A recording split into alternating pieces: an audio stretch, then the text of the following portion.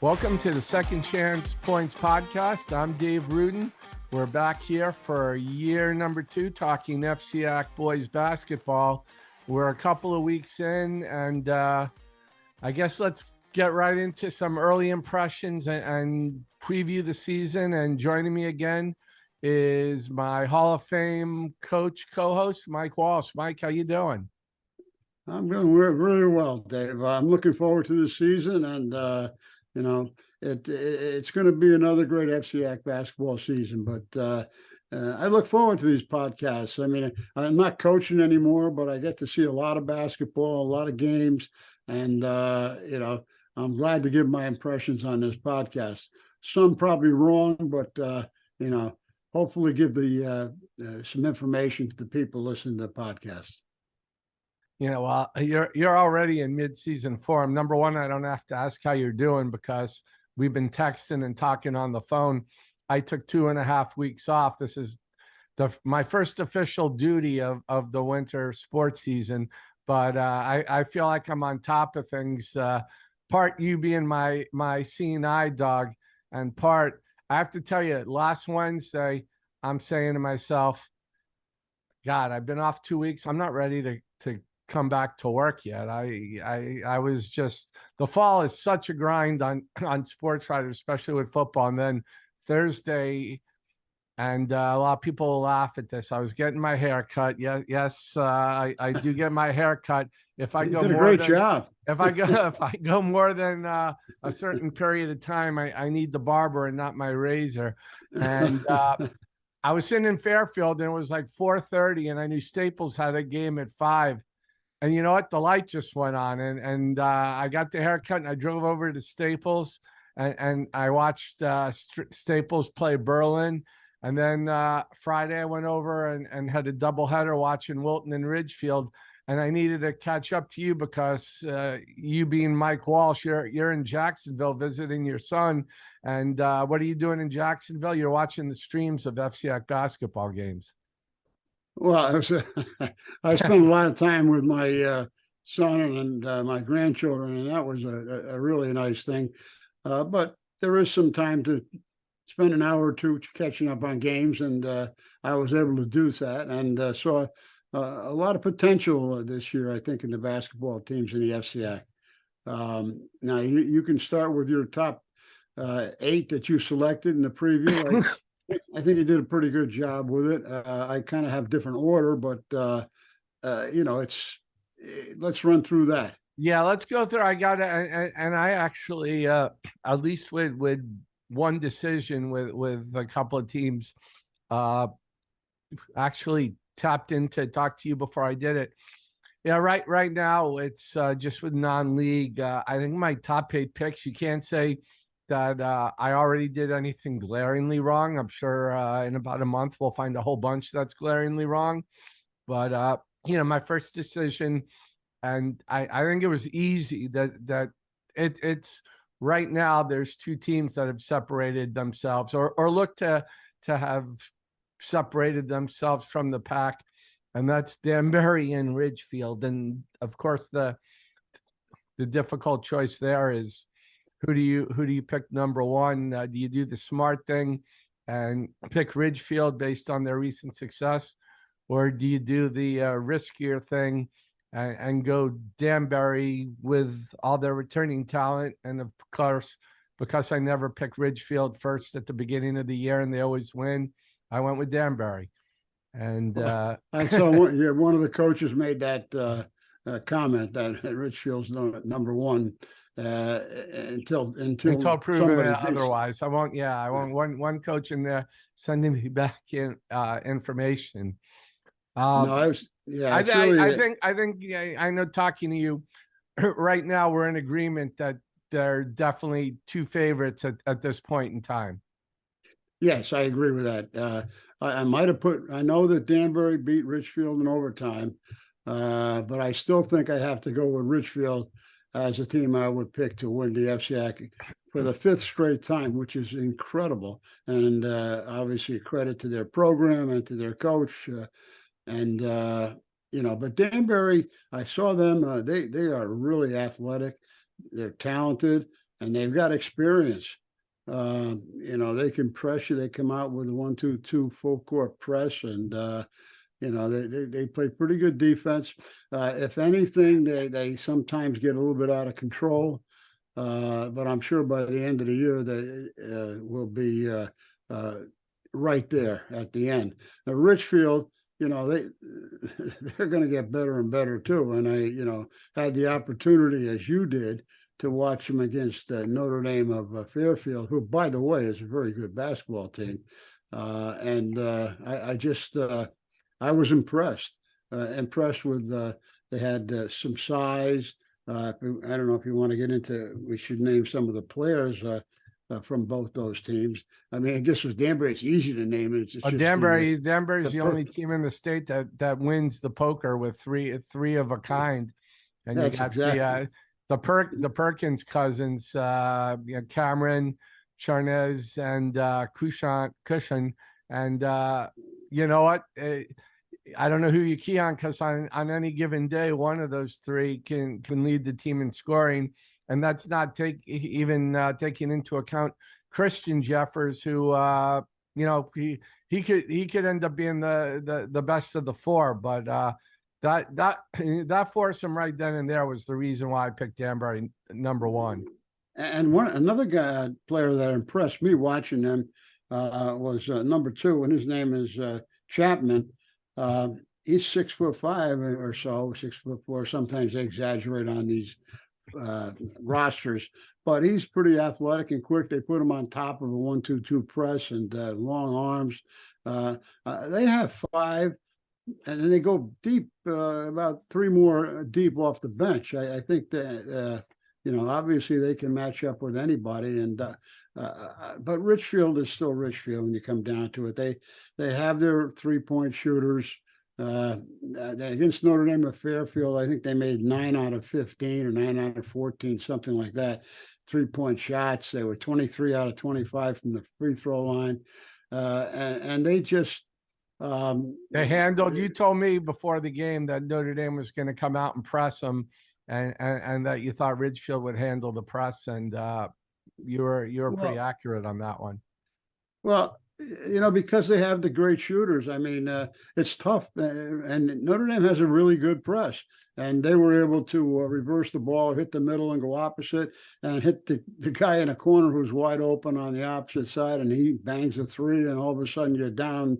What were they down? 14-2 at one point. I got to tell you, I brought back and you were there. I had a memory sitting. I was sitting in the first row center court, because that was one of the few seats available.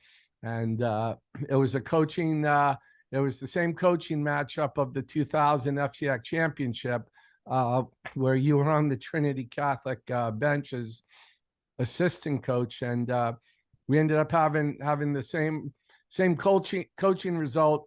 I think both times Ridgefield came into the game as an underdog, and played a real smart game and ended up winning. Well, you know, that's not a good memory for me.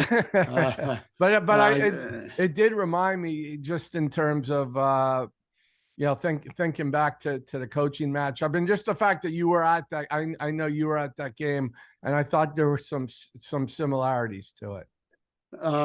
Yeah, that game was down to the wire, and I don't always blame officials, but I thought there was a couple of calls at the end that Trinity didn't get, and we still might have beat them. But give Ridgefield credit; they played well and won that game, and they played well and beat that. I think if they played Notre Dame or Fairfield 10 times, it'd be a 50-50. But it'd be interesting, because they're both in Division I, and so we may see them further down the line. But right now, I have Ridgefield on top.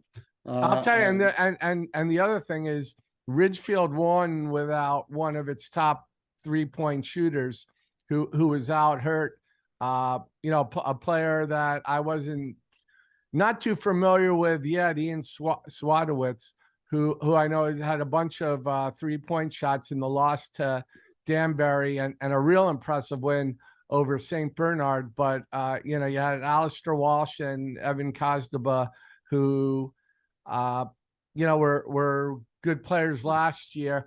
And I don't know what it is on the Ridgefield, up in Ridgefield. They have the machine there that just keeps spinning out players, but every single year they have like a guy who's a role player who you think, yeah, he's a nice player, but he doesn't really stand out.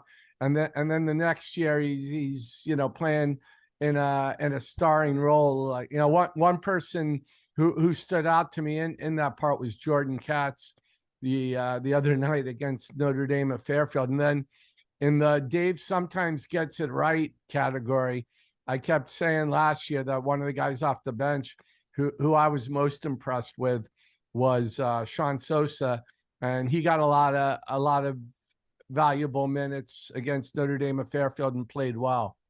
Well, I'll be honest with you, I haven't watching that game and kind of Nick. I'm not sure Nick's last name, how to pronounce it, Spagana or something. Number 35. But he's a big addition. He's got size and he rebounds and he can handle a little bit. But you're telling me they were missing a 3-point shooter. I mean, I'm not sure. I was told a point guard also. I mean, I don't know. It's just Ridgefield's.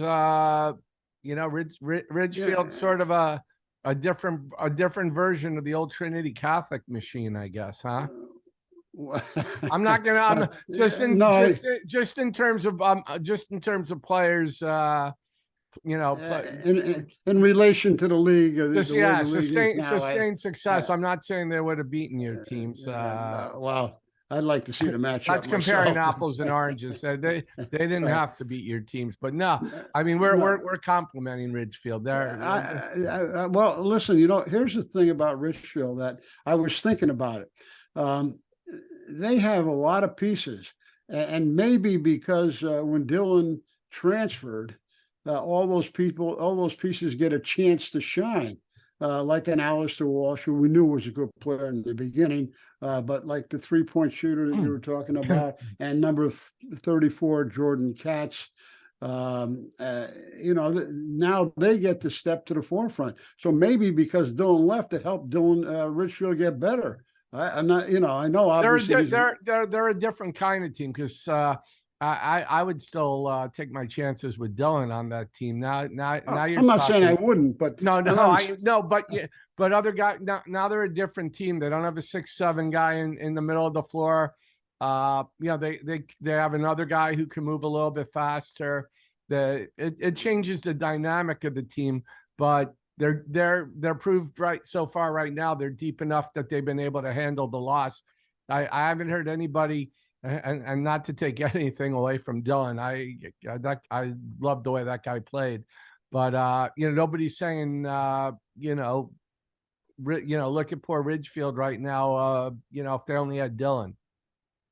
No, I know exactly, and I think the biggest win that Ridgefield had in preseason, and I didn't see the game, unfortunately, was when they beat St. Bernard's. Now, St. Bernard's was ranked in the top 10, and they played Northwest Catholic 3 nights later after Ridgefield beat St. Bernard's by, I think, 30, Dave, or something like that.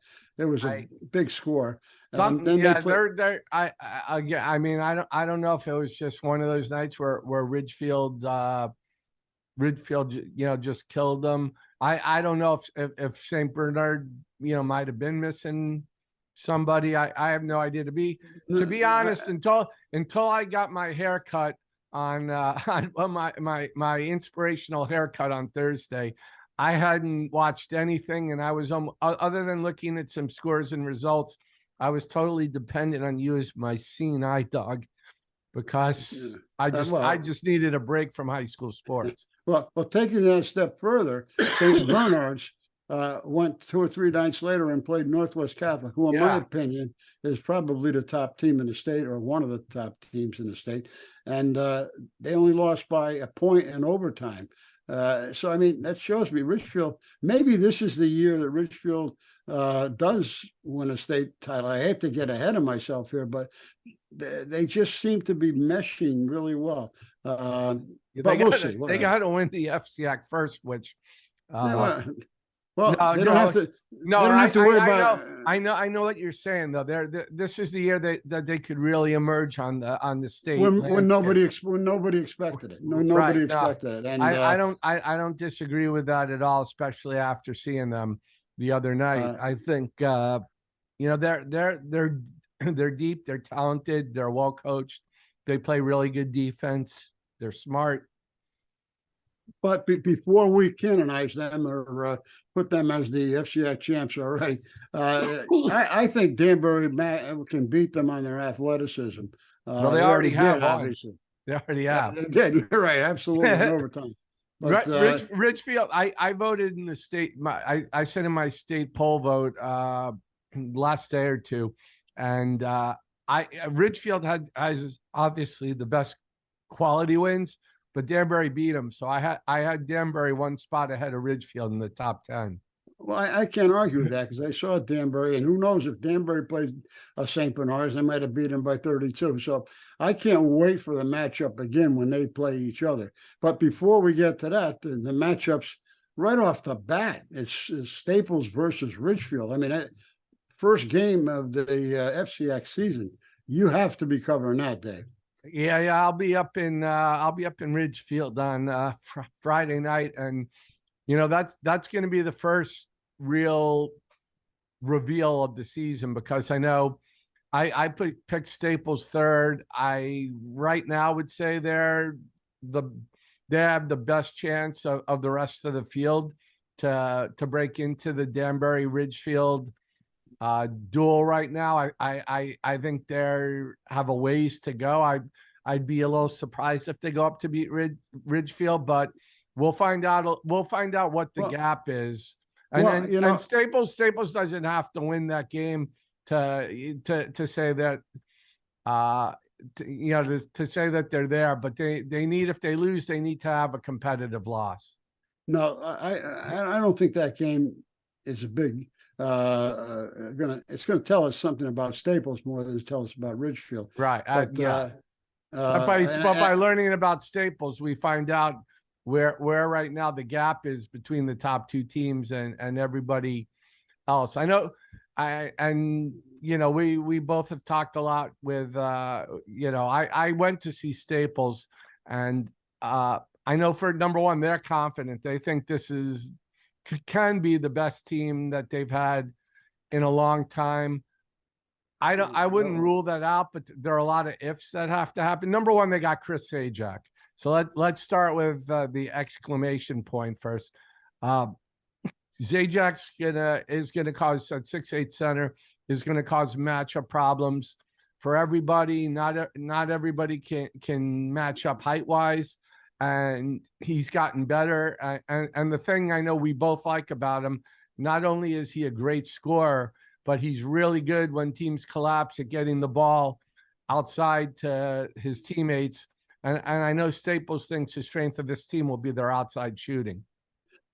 Well, it better be, because they're going to be collapsing all over Zajac. I mean, I saw him a lot in the fall league and also in the first 3 games that they played, and he has improved an awful lot from last year. He's gotten bigger, he's stronger, he's more confident, and I think how he goes is how the team is going to go. They have good guards. They have Sale. They have the kid Caleb Smith. I think he was a quarterback on the football team. Is that right? And I think that the guard play is going to be important to them. They're going to have to hit outside shots. The guard play is going to determine whether Zajac's going to help get them to the finish line. The guard play is going to determine whether they get over it or not. And they have about 6 or 7 guys right now. I sort of said a little sarcastically in my preview that the best known is Caleb Smith because he was the quarterback on the football team. But right now they got, it's somewhat true in that they got a bunch of guys. Nobody who's proven themselves yet, but all players that are capable of taking that step. The one player, and I know he had gotten some hype, the game I went to against Berlin, after Zajac, the guy who impressed me the most was a freshman named Sam Klatchko, who, of all the guards, he impressed me because he seemed to have the most court sense. There are a lot of Staples players who are really good athletes. Klatchko was one who looked like he was the one who was most a basketball player, and he's got a real dangerous outside shot. Well, he's been Colin Devine, the former coach. I kind of asked him, "Why did you retire? This is a pretty good team." But no, he said that this young man was a really good shooter. He said the thing that this team has that some of the other teams lacked was the fact that they play basketball, most of them anyway, except for Kayla Smith, year round. So they kind of like know each other, play with each other, and that's an advantage. I think that the game in Ridgefield on Friday night is not going to determine their season, but will determine what they have to do to get better. But it's going to come down to the guards because Zajac is going to be double teamed, and the one thing about him, as you mentioned, he's a really good passer. If you double team him, he's going to find the open guard, and if that guard knocks down the shot, then they're going to beat you. They're gonna get a lot of open looks because of collapses on Zajac and somebody being open.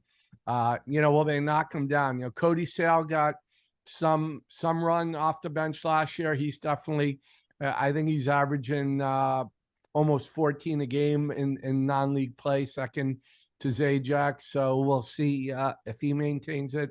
And I know Gavin Rothenberg is another player that they're high on. So, yeah, the game I was at, and I think they have a new coach too, and Dave Goldshore. So we don't know a lot about him other than he was an assistant for Colin. So I don't think we're going to see too much deviation.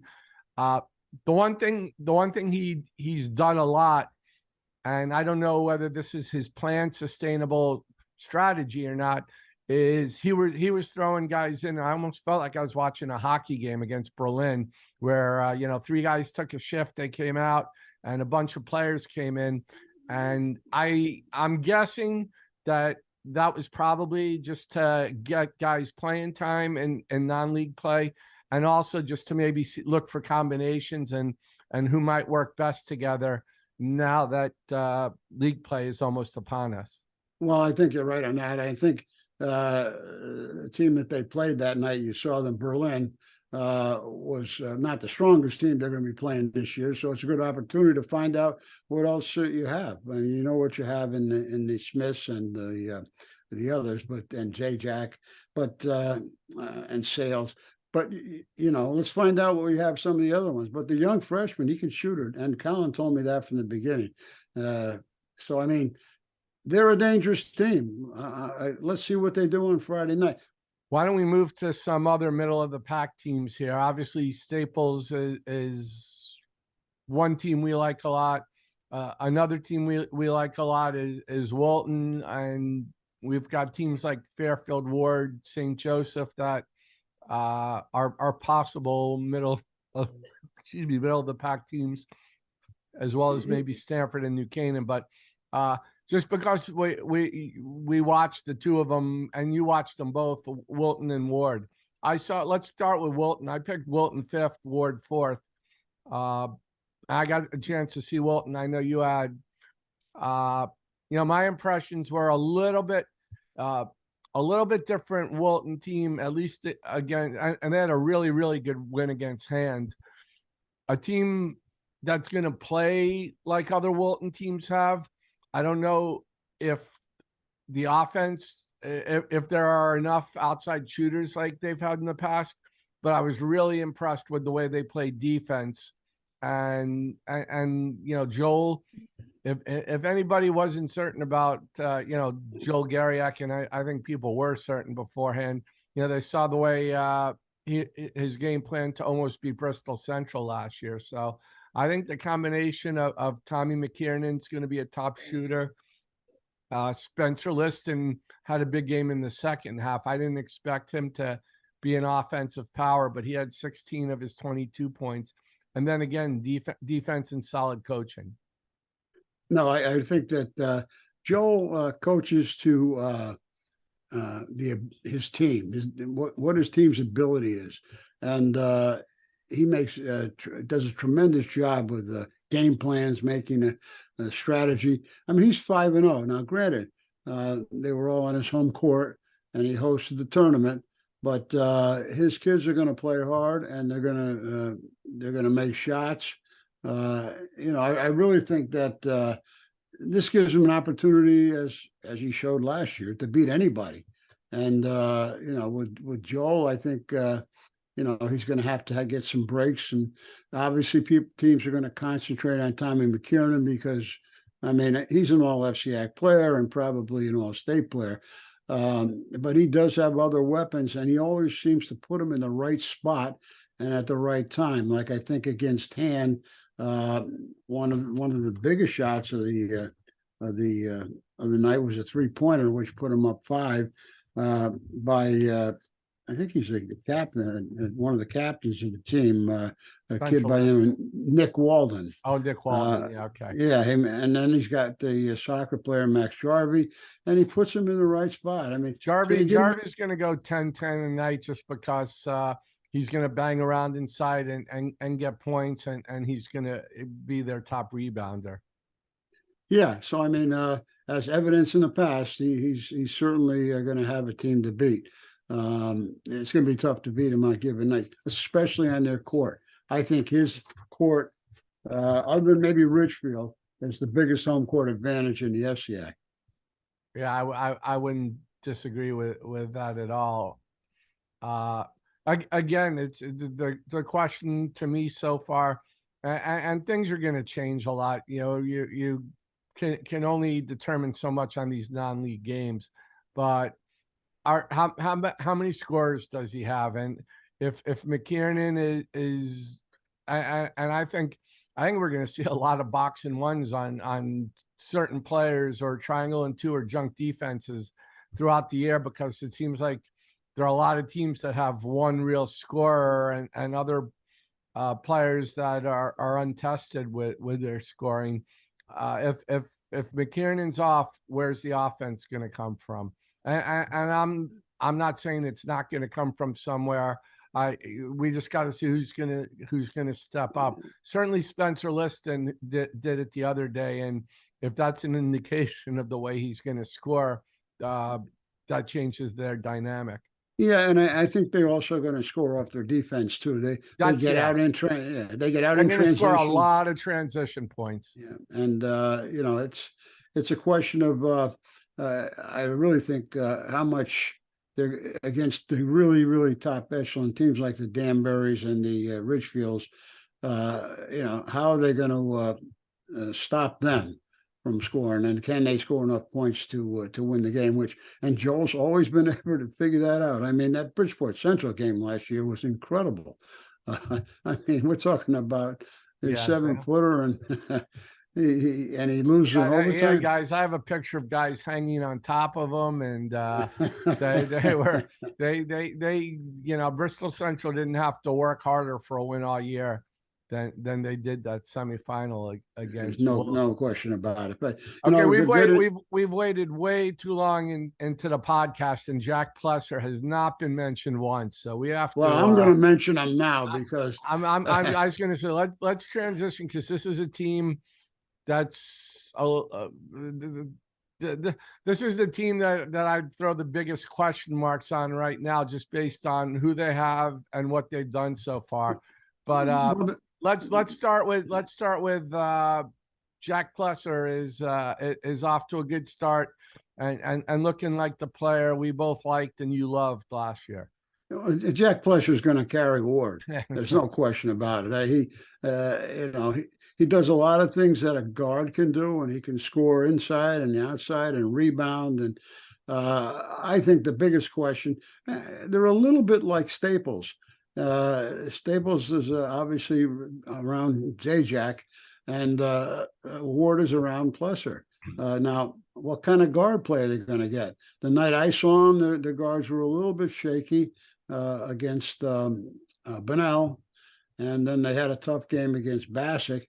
But they're going to come on because they're going to get the playing time, get the experience, and I think they're going to be again a tough team to beat. Because, can their guards shoot it when they're double teaming pressure or not letting them get the ball or whatever? But they do have a couple of the returning starters who were like Nelson, who I think could probably step up and help out, along with the other shooter is Colin Vigna. So they do have the weapons. And Ryan Swaller, again, we talk about Joel. Ryan does a great job with his team too. So, I think you can't count them out. Yeah, the way I look at him right now, Plesser's a given. You have Melson and Vigient, who both at different times last year played really well. Are they going to do so consistently? And yeah, the one thing that I think we both agree is the question mark right now, and seems so far like it's still a question mark, is how will their guard play be?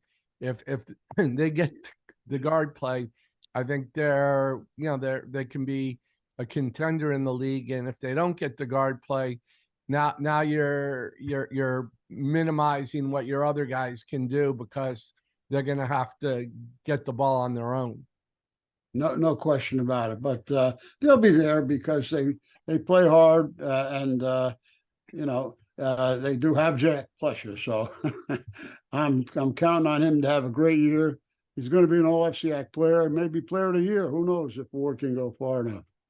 Plus, I would say right now you're looking at Zajac, Plesser, one of the Danbury guys, maybe one of the Ridgefield guys is one or two of the Danbury guys, one or two of the Ridgefield guys. Yeah. Any of them can be, step up for all FCIAC.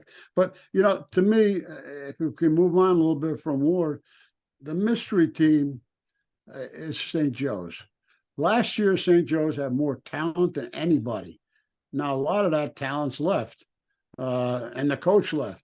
So we have a new coach who I understand is very successful at East Lyme, and he's a very good coach from what everyone tells me. But again, they have some question marks. They're going to be young. The guards are young. They got a guy on the team that knows how to win. The guy, the football, what was his name? Brian Hutchison.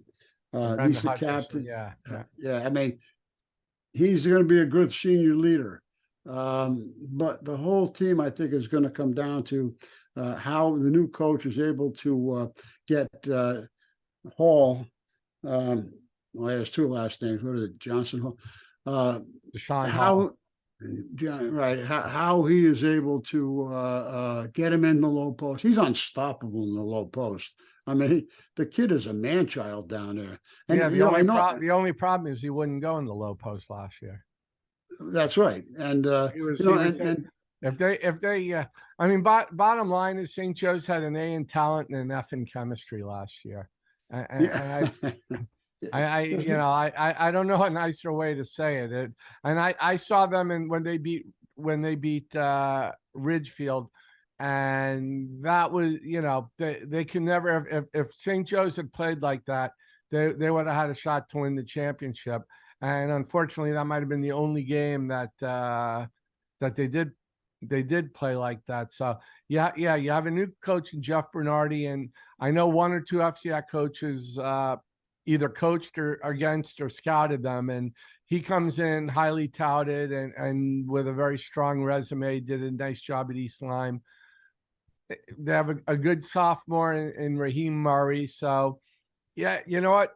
I have no idea what to make. I didn't know what to make of St. Joe's last year because I didn't know what was going to win out on each night, the talent or the way they played together. You got to think, with a new coach, hopefully the chemistry is going to be better. How's the overall talent going to be? So I agree with you. The other one is Tyrell Wright. He's another sophomore guard.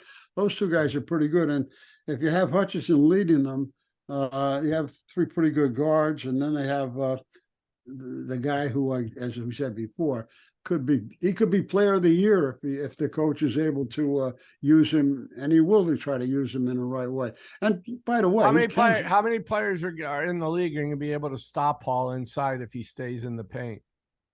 Right, and a handful, and not too many. And I'll be honest with you, he does have a decent outside shot. He's a left-handed shooter.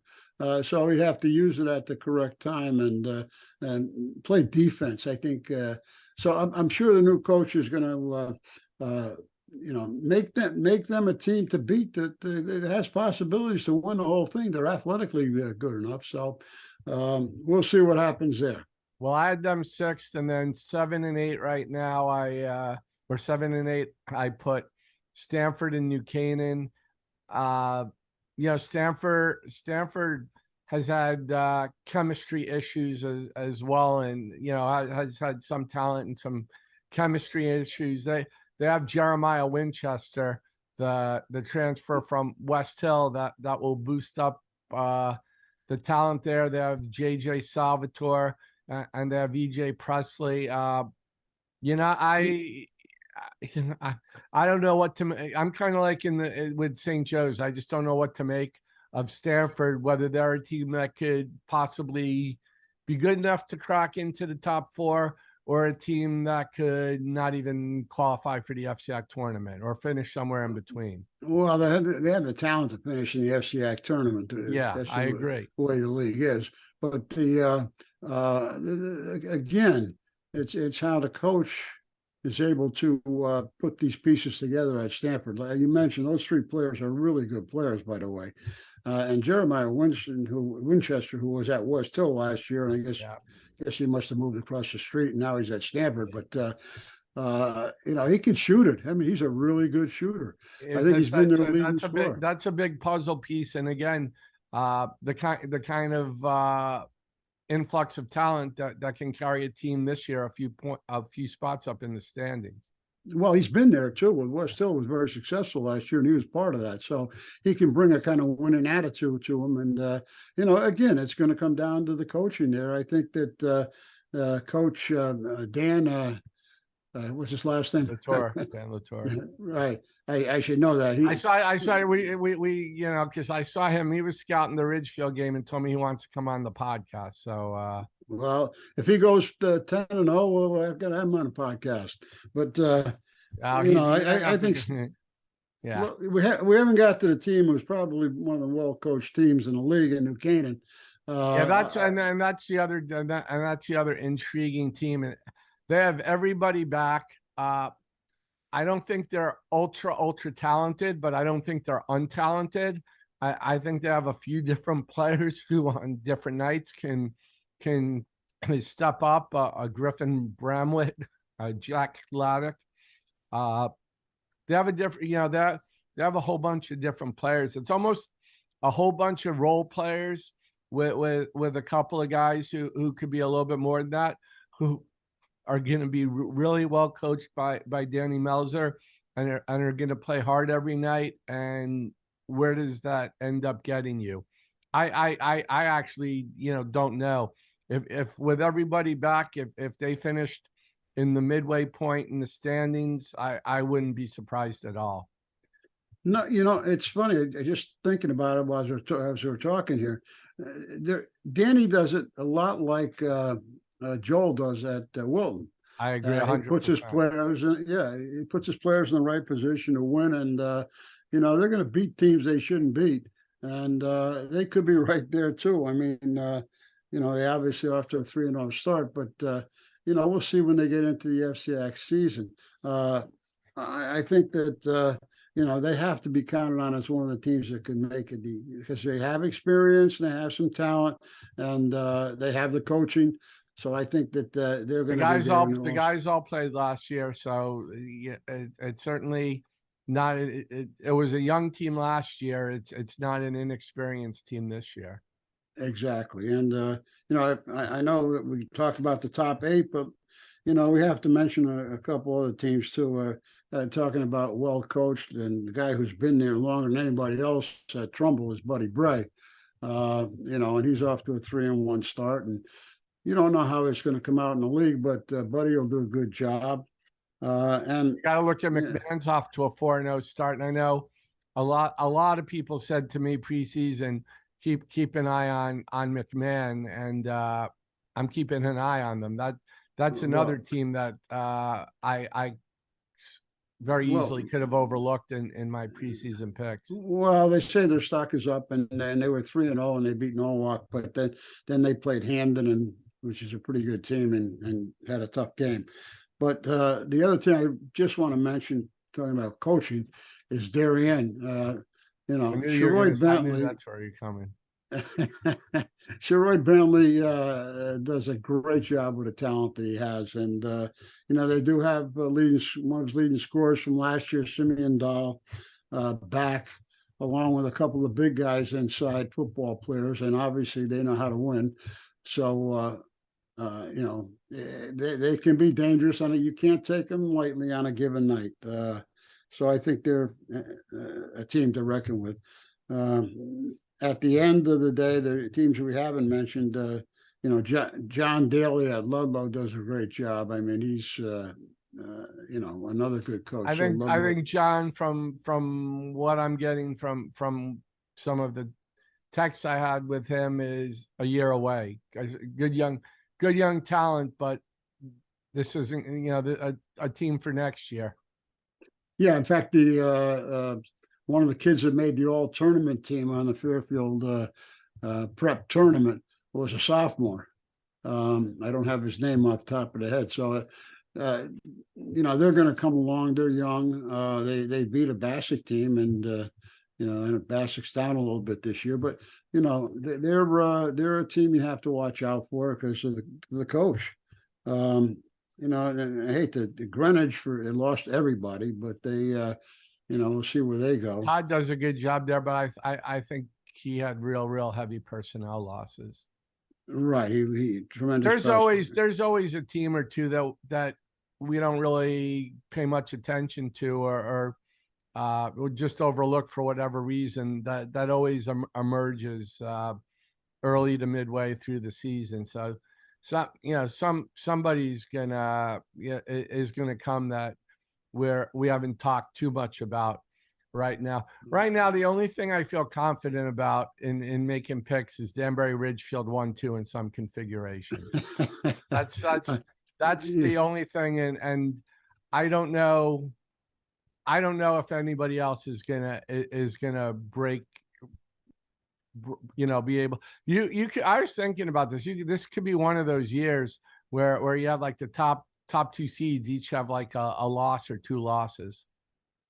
Because I really do think there's a real disparity between the two of them. But again, you look at Staples, you look at Ward, you look at Wilton, and you see possibilities where if everything breaks right, there's a path to title contention, but it's the path is uphill right now. No, I agree with you. I think that the top two teams right now in preseason, and it could change, but I don't think it's going to change that much, are Ridgefield and Danbury, with Staples and Wilton and Ward. And St. Joe's, I think, again, could be a sleeper, along with I think you look at like 3 through 8, 3 through 9, 3 through 10. I think they're just going to keep beating on each other. No, I think you're right. Do you see another team there, like the third place team that's only going to have 2 or 3 losses? I think they're gonna, maybe somebody will emerge, but I see them at this point beating each other throughout the year. Well, I mean, that's true. So it's going to be an exciting year, and a year which I'm looking forward to. And I know you're looking forward to it, and you're going to be up in Ridgefield and probably call me right after the game. I always like the good thing about Ridgefield and my talks with you is you get me all the way home. I tell you, you usually, if I'm in Westport and you're tiring out, I said, at least you went 7 innings and you got me almost all the way home. So while I should be trying to think in my head about the lead to my story, I'm talking the game. And the other good thing is you'll have watched 5 other games, so I'll already have I'll keep you already up to find date. out more about the other teams. That's why we work so well together. Right, and exactly. And I enjoyed doing this, and hopefully we can have a great season, and I'm sure that we will. Yeah, you know, like I said, going to scout the games kind of got me and got my juices going. And this podcast right now, I'm ready to. We're taping this Monday afternoon. There's still non-league games Tuesday, so I think tomorrow I'm gonna go check out some girls basketball. But I'm looking forward to Friday night in Ridgefield, and then hopefully a good season that always will be full of surprises, and hopefully we'll have a lot of good storylines and provide us, no doubt will provide us with a lot to talk about. No question about it. Anything else you want to, I know you got to scout out the 14-year-old travel team in Jacksonville. Or I know we had Walshes who were good basketball players. Do we have any soccer players coming up the pipeline? Well, like you said, I was at a soccer practice. I think that you're at a soccer practice talking to me about FCIAC basketball. Well, I was actually, I don't know too much about soccer, but I support my grandson, and he's on a travel team, and he's a goalie, and he's done pretty well. I have my other granddaughter went surfing at 7:00 in the morning yesterday, which you weren't out there. I didn't get I missed that one, okay. But you overslept. Exactly, and but I have a film of it, and I don't want to brag on her, but she's a pretty good surfer. She also, by the way, plays JV basketball. So it's an interesting story too. She had this is a crazy story. I don't know if we have it on the podcast.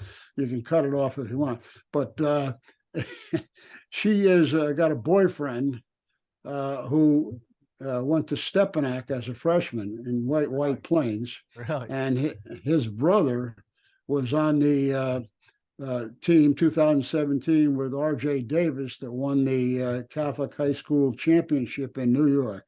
Oh, really? And the small world, and her father used to sit next to Robert Davis, who, Robert is official in the FCIAC, and all they did was complain about the kid shooting too much and all that back and forth. But it was a small world, and I got a chance to meet her boyfriend too. So he's a pretty good basketball player too. They moved from Westchester. If I was there, I would have recruited him to Trinity Catholic. I was going to say, I have a feeling if there was some action going on, you would have been in the gymnasium and not at the soccer field. No question. So I enjoyed my visit. It gave me a chance to kind of catch up, and I'm enjoying getting back here. And this is I think we're ready to go. You went to Florida. I went to Georgia for a few days, and I think the holidays are over, and we're ready for a good season of FCIAC basketball. And this is probably a good stopping place for the first episode of Second Chance Points. Mike, thanks a lot for joining me again and for agreeing to do this for a second season. I'm really looking forward to doing this with you again. Well, thanks for having me, Dave. I really enjoy it. Keeps my juices flowing in basketball. So we'll go from there. And I also want to thank Cooper Boardman, who handles all the sound editing and make sure we sound not necessarily intelligent, but at least clear. That's the podcast. Looking forward to a good season of basketball. Looking forward to Ridgefield, Staples, and a bunch of other. There's some other good first round or opening night games in league play, and we'll be back to talk about them next week. Sounds great.